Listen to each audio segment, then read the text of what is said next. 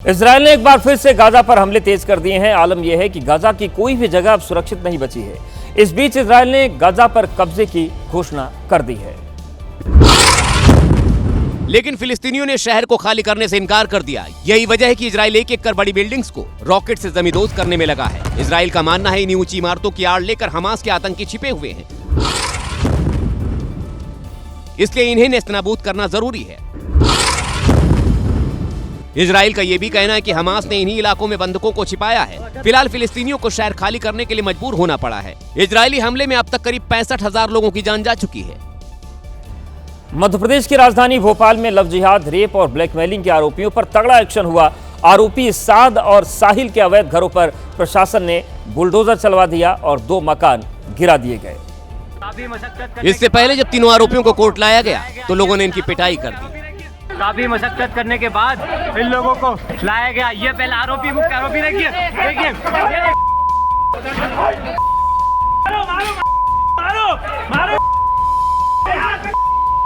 Court से हरी झंडी मिलने के बाद आरोपियों के अवैध घर को तोड़ने की कार्रवाई शुरू हो चुकी है। प्रशासन ने आरोपी साद और साहिल के अवैध निर्माण को ध्वस्त कर दिया है। आज सुबह 4 बजे से ये एक्शन शुरू हो चुका था और अभी जाकर के लगभग 5 घंटे चलने के बाद ये पूरा एक्शन खत्म हुआ है।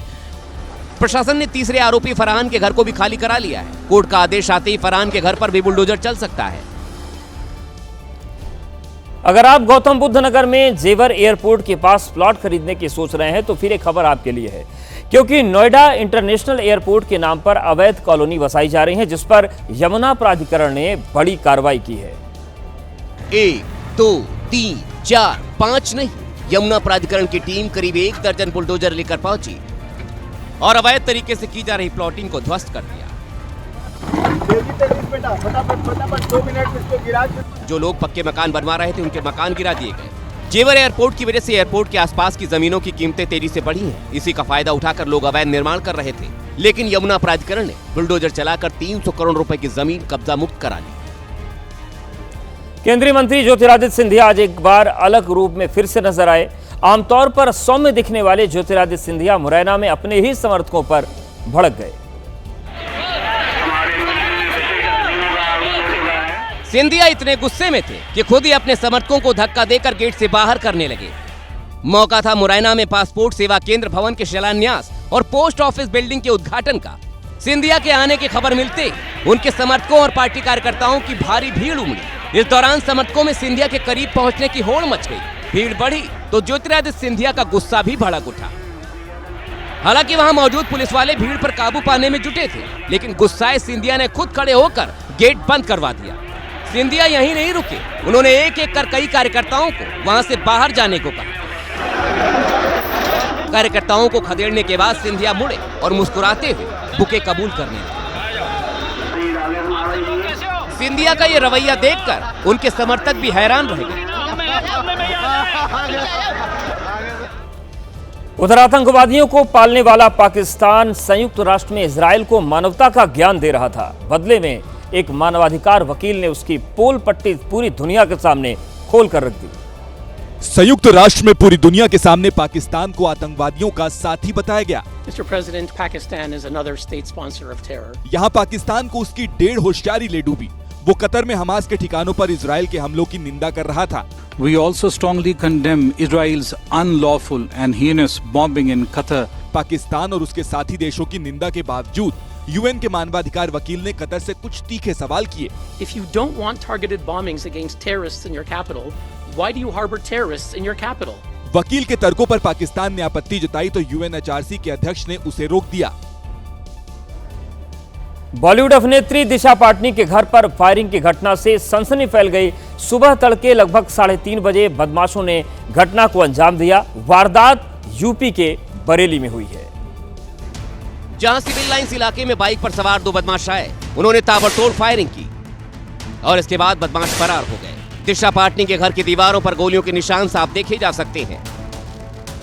फायरिंग के वक्त घर में दिशा की बहन खुशबू पाटनी, रिटायर्ड डिप्टी एसपी और दिशा के पिता जगदीश पाटनी, मां पद्मा पाटनी मौजूद थी।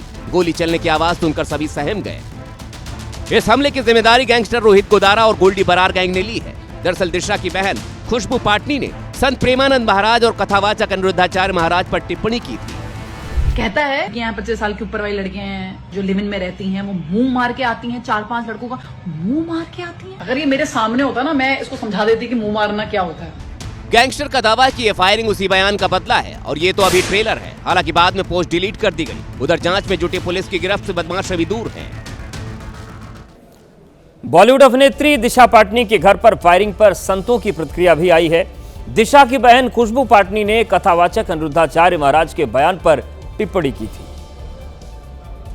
बागेश्वर धाम के पीठाधीश्वर पंडित धीरेन्द्र शास्त्री के मुताबिक संतों के खिलाफ बयानबाजी करना गलत है। संतों के बारे में विपक्ष में बोलना बहुत मूर्खतापूर्ण है। किसी की भी आस्था को ठेस नहीं पहुंचाना चाहिए। शब्दों से प्रहार करना मूर्खतापूर्ण है। आपको कुछ चीज अच्छी नहीं लगती, आप बचिए, आप टिप्पणियों से बचिए। उधर मथुरा में धर्म रक्षा संघ के राष्ट्रीय अध्यक्ष सौरभ गोल्ड ने दिशा पाटनी के घर हुई फायरिंग को सही ठहराया और हमले की जिम्मेदारी लेने वाले गैंगस्टर रोहित गोदारा और गोल्डी बरार का समर्थन किया।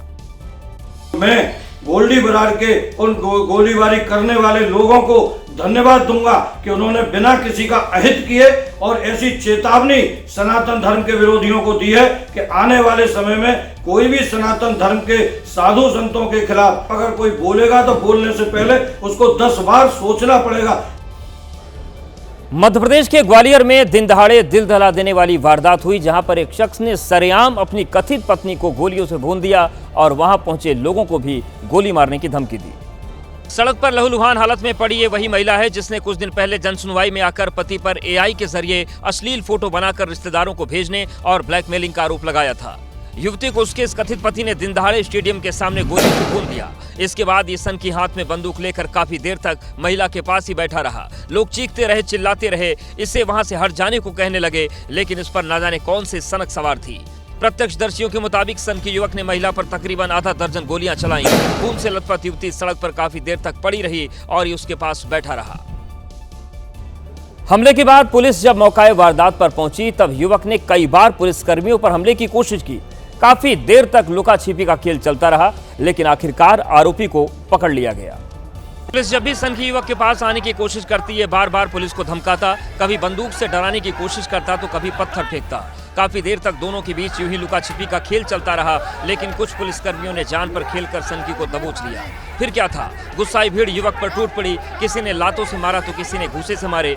खुद पुलिस के जवान भी सनकी पर एक के बाद एक डंडे बरसाते नजर आए। युवक की इतनी पिटाई हुई कि वो बुरी तरह लहूलुहान हो गया। इसके बाद पुलिसकर्मी उसे किसी तरह टांग कर दूसरी जगह पर ले गए। 5 गोलियों से महिला की मौत हो गई।